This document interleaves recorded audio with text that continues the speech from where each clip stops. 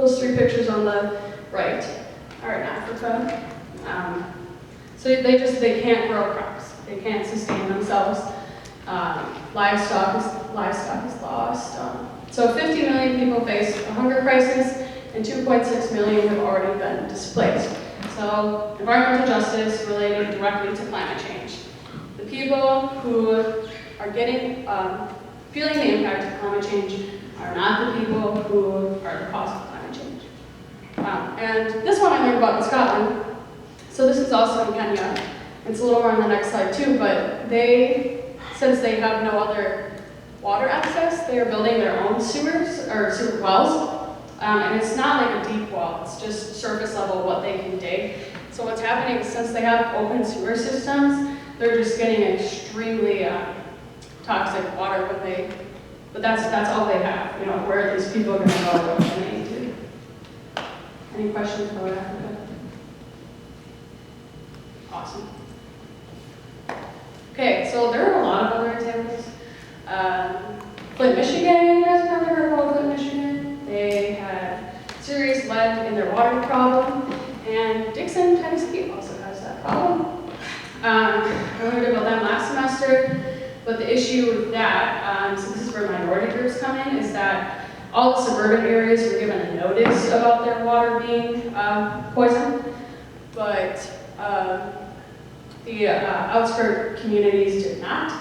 And so a lot of black families were drinking water that had lead in it, and they all got lead poisoning, and they're facing a lot of medical issues, and nobody hears about it because they don't have as big of a voice. So that's an example of a minority group not getting as much say in environmental issues.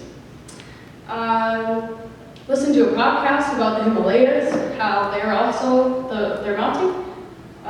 So you're getting a lot of flash floods, especially in India, so that's what that picture is. Again, same issue, you can't grow crops, you can't have livestock, you can't make a lifestyle. So where are these people going to go? What are they supposed to do? Pacific Islands, same deal, but they're more facing what Sophie was talking about, rising sea level, coral bleaching. So coral is its whole own ecosystem in the ocean, and I just watched a movie today about it, and fish, there were so much more fish when the coral was healthy versus when it was all dead. So that's what these people eat, and they also have cyclones and irregular rainfall. So there's just it's very different than where we live. Like, we know we can develop sustainably or come up with ways to mitigate, the water, but they don't have the economy to do so. And I also kind of wanted to bring up deforestation. So, we all hear about the Amazon, but there's more problems that come along with deforestation. So once you take out all those trees, the sediment isn't as tight, so it can't hold as much water. So you have flooding, and you can't grow crops on that water. You have ecosystem shifts, you have habitat loss, you have animal migrations, and it just messes up the whole thing. So it's more than just losing that carbon sink. It's really creating an entire new ecosystem. Okay, so why is this so important, Grace? Those who are affected: elderly, children, farmers, coastal areas, low income, and minority groups.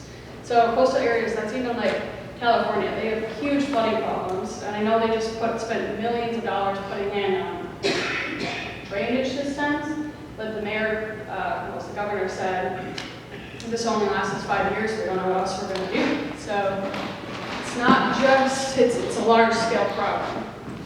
And most of the people that are suffering the consequences of